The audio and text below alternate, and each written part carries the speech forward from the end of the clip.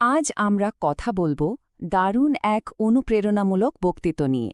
এটা এমন একটা বক্তৃত্ব যা একজন শিক্ষার্থীর জীবনের সবচেয়ে গুরুত্বপূর্ণ সময়ে তাকে পথ দেখাতে পারে। তো আর দেরি কেন, চলুন শুরু করা যাক। এই কথাটা আমরা সবাই জীবনে বহুবার শুনেছি, তাই না? এটাই তোমার জীবনের সবচেয়ে গুরুত্বপূর্ণ সময়। যখনই কোনো বড় পরীক্ষা সামনে এসেছে, অমনি কেউ না কেউ এটা মনে করিয়ে দিয়েছে।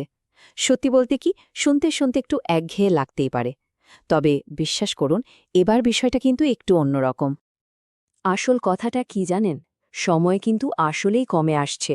পড়াশোনার চাপ দিন দিন বাড়ছে, কিন্তু প্রস্তুতির জন্য যে সময়, সেটা কেমন যেন ছোট হয়ে আসছে।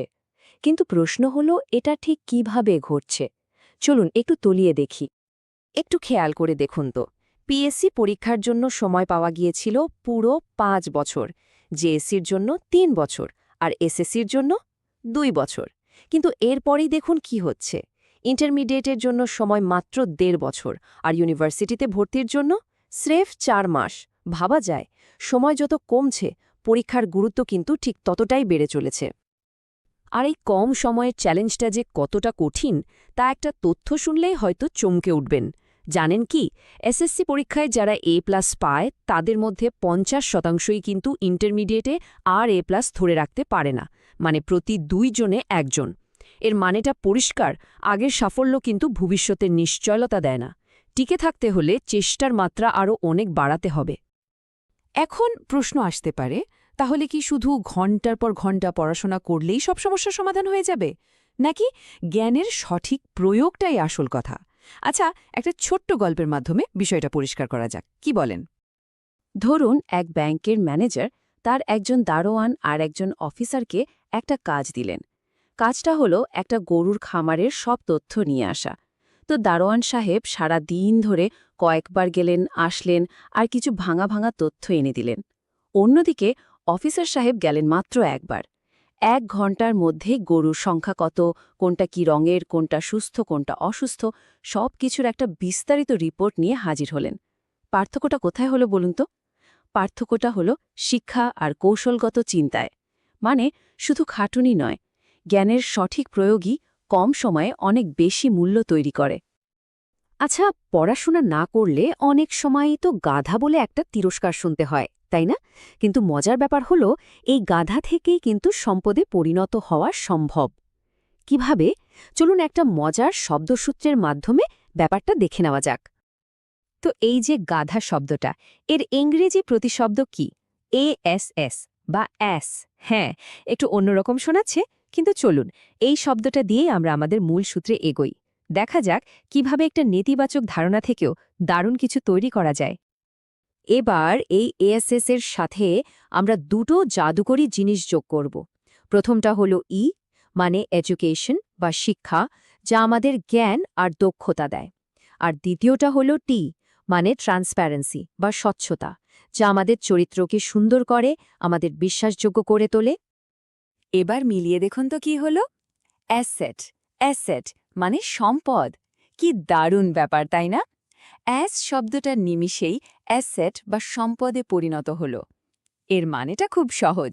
সঠিক শিক্ষা আর স্বচ্ছ চরিত্র থাকলেই একজন মানুষ সমাজের জন্য সম্পদে পরিণত হতে পারে।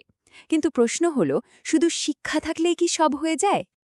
আর এখানেই মহাত্মা গান্ধীর একটা কথা মনে পড়ে যায়। তিনি বলেছিলেন, চরিত্রহীন শিক্ষা আমাদের ধ্বংসের কারণ হতে পারে। কথাটা যে কতটা সত্যি, তা একটা বাস্তব ঘটনা শুনলেই বোঝা যাবে।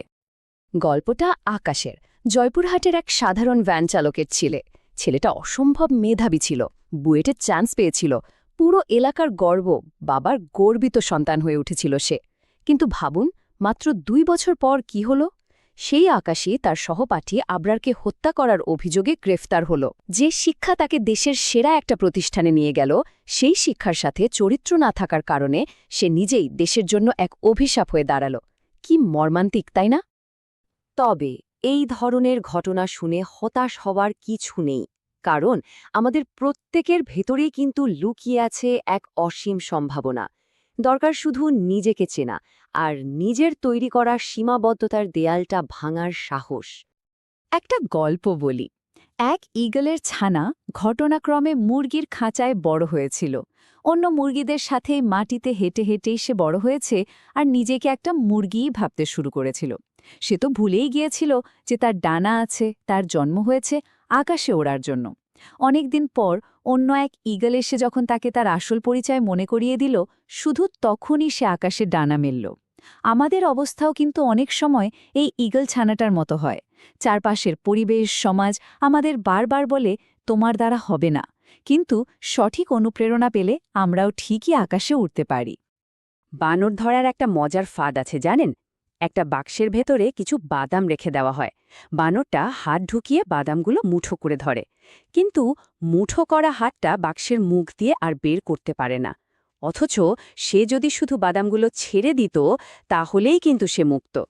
আমাদের জীবনেও ফেসবুক, অপ্রয়োজনীয় আড্ডা বা অন্য অনেক কিছুর মতো এমন অনেক বাদাম আছে যা আমাদের আটকে রাখে। সফল হতে চাইলে এই ছোট ছোট লোভগুলো ছেড়ে দেওয়ার অভ্যাসটা করতেই হবে। তাহলে এখন করণীয়টা কি? চলুন আজ আমরা সবাই মিলে নিজের জন্য, নিজের পরিবারের জন্য আর এই দেশের জন্য কয়েকটি প্রতিজ্ঞা করি।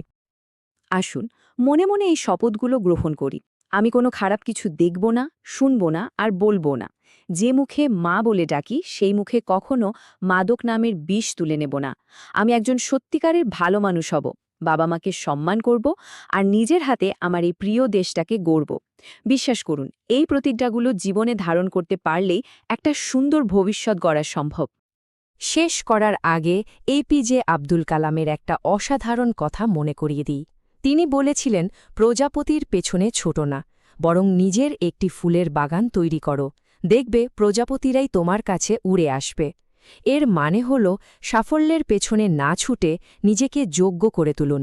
দেখবেন সাফল্য নিজেই একসময় আপনার কাছে ধরা দেবে।